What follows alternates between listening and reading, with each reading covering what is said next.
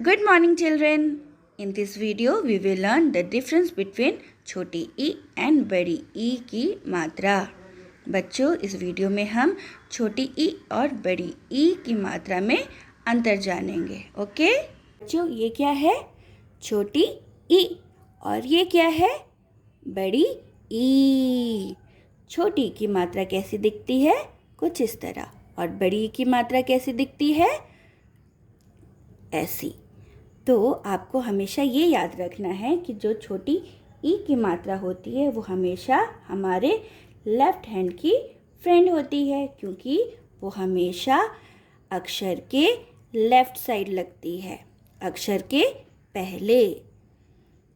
और जो बड़ी ई की मात्रा होती है वो हमारे राइट हैंड की फ्रेंड होती है, और वो हमेशा अक्षर के लेटर के राइट साइड लगती है, अक्षर के बाद.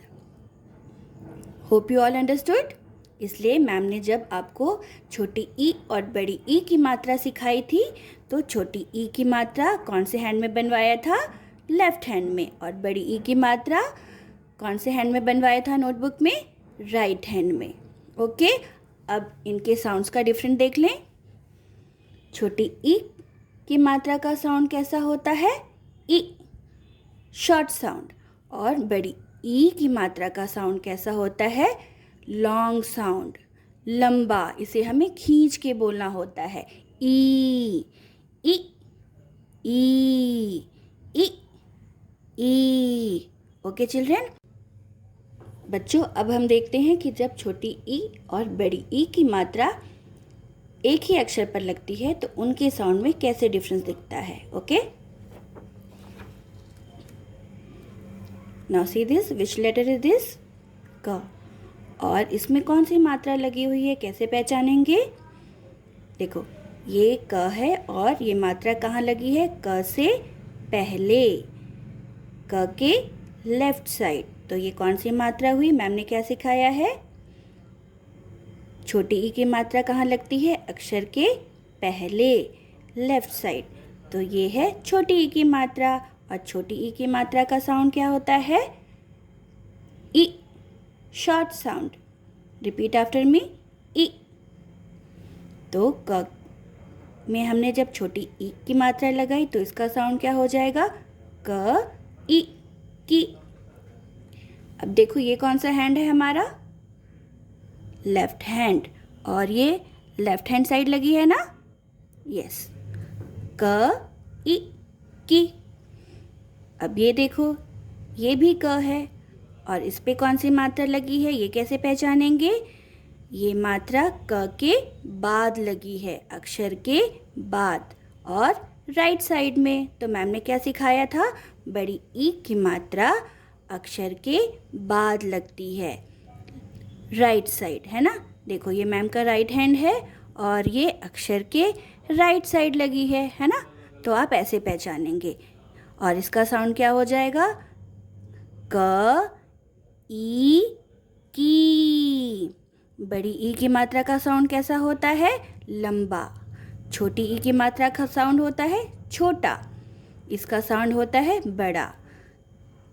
ई, क ई, की. और बड़ी की मात्रा का साउंड क्या है? ई. तो हम कैसे इसे बोलेंगे? क ई, की, की, की, की, की. अब आपको डिफरेंस पता चला. यहाँ पे छोटी ई की मात्रा लगी थी तो क का साउंड भी छोटा आया है, क ई, की. और यहाँ पर बड़ी ई की मात्रा लगी है तो क के साथ इसका साउंड भी बड़ा आया है, क ई, की. ओके, अब ये देखो, ये है द के साथ छोटी ई की मात्रा द, ई, दी. और यहाँ पर द के साथ बड़ी ई की मात्रा लगी है तो इसका साउंड क्या हो गया? द, ई, दी, दी, दी, दी, दी. समझ में आ रहा है? Very good. अब हम वर्ड्स पर देखते हैं कि वर्ड्स कैसे रीड करेंगे. अब ये देखो, अब मैम को क्या बोलना है? दिन. तो यहाँ पर मैम ने क्या लिखा है? द छोटी ई की मात्रा दी न दिन, दी न दिन। अब इसे पढ़ो।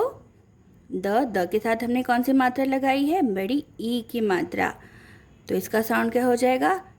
द ई दी न दीन, दिन दीन।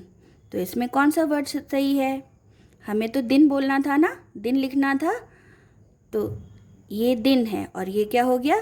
दीन। तो कौन सा वर्ड सही है? ये वाला। ओके। अब ये देखो, पिन, हमें पिन बोलना है। तो पी न पिन। पर अगर हम उसके साथ बड़ी ई की मात्रा लगाएंगे तो इसका साउंड क्या हो जाएगा? पी न पिन। अब आपको डिफरेंस समझ में आ रहा है? Pin pin, pin pin. तो जब भी आप कोई वर्ड रीड करते हैं तो आपको ये ध्यान देना है कि वो मात्रा किस साइड लगी है। अगर वो मात्रा अक्षर से पहले लगी है, लेफ्ट साइड लगी है, तो वो छोटी ई की मात्रा है। और अगर वो मात्रा अक्षर के बाद लगी हुई है या अक्षर के राइट साइड लगी है तो वो कौन सी मात्रा है? बड़ी ई की मात्रा। और छोटी ई की मात्रा का साउंड क्या होता है? छोटा ई। और बड़ी ई की मात्रा का क्या साउंड होता है? ई।